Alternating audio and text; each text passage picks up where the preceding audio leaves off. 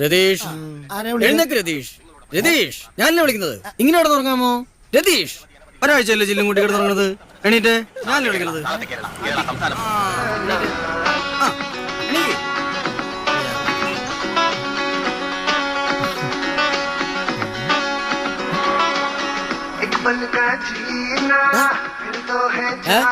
എനിക്ക് ഋതിക് റോഷൻ പോലെ കട്ടില്ലേ? എന്നെ കാണാൻ ഋതിക് റോഷൻ പോലെ ഇല്ലെന്ന്. അല്ലാന്ന് എന്നെ കാണാൻ ഋതിക് റോഷൻ പോലെ ഇല്ലെന്ന്.